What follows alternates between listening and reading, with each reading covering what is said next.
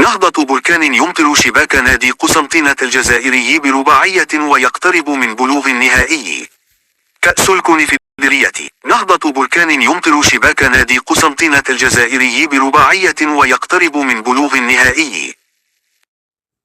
اقترب نهضة بركان من بلوغ المباراة النهائية عقب انتصاره برباعية نظيفة على النادي الرياضي القسنطيني في المباراة التي جرت أطوارها اليوم الأحد على أرضية الملعب البلدي لبركان لحساب ذهاب نصف نهائي كأس الكونفدرالية الإفريقية.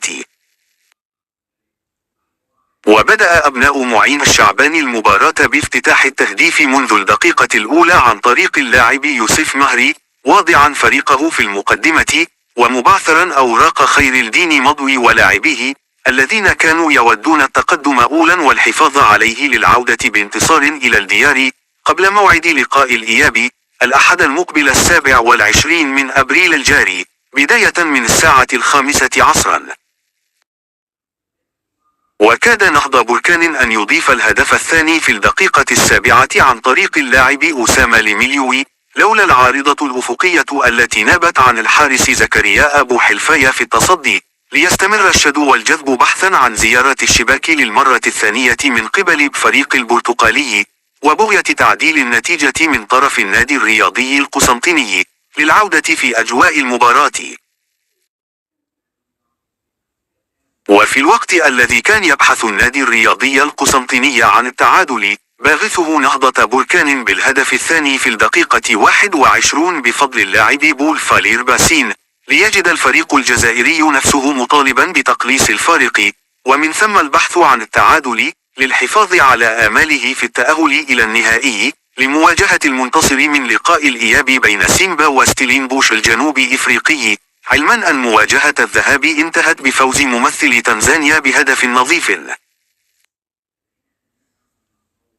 وحاول النادي الرياضي القسنطيني الوصول إلى شباك منير المحمدي بشتى الطرق الممكنة من خلال المحاولات التي أتيحت له بالرغم من أقليتها، إلا أن الإخفاق كان العنوان الأبرز لكل الفرص في ظل غياب النجاعة الهجومية في الوقت الذي استمر نهضة بركان في مناوراته أملا في إضافة الهدف الثالث دون تمكنه من تحقيق مبتغاه، لتنتهي بذلك الجولة الأولى بتقدم الفريق البرتقالي بهدفين نظيفين على نظيره الجزائري.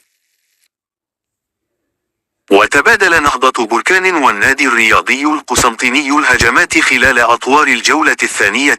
بحثا عن تقليص الفارق من قبل الفريق الجزائري ومن أجل إضافة الهدف الثالث من طرف أبناء معين الشعباني، إلا أن استمرار تألق المحمدي وأبو حلفاية في التصديات حال دون تحقيق المبتغى، ليستمر الشدو والجذب بينهما على أمل الوصول إلى الشباك.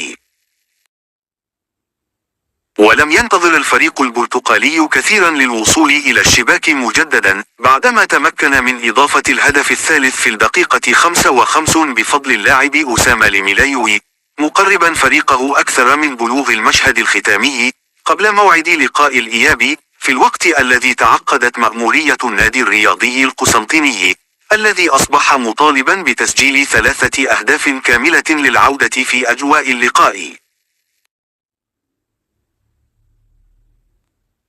واستمرت الأمور على ما هي عليه فيما تبقى من دقائق، هجمة هنا وهناك بغية إضافة الهدف الرابع من قبل نهضة بركان ومن أجل تقليص الفارق من طرف النادي الرياضي القسنطيني الذي سيعود عليه بالنفع خلال لقاء الإياب، بالنظر لأن الاتحاد الإفريقي لا يزال يعتمد على أفضلية الهدف خارج الميدان، إلا أن طموح الجزائريين اصطدم بعزيمة بركان الذي تمكن من إضافة الرابع في الوقت بدل الضائع بفضل أسامة ليميليوي، منهيا بذلك المباراة بانتصار فريقه برباعية نظيفة اقترب من خلالها الفريق البرتقالي من حجز مقعدا له في المشهد الختامي.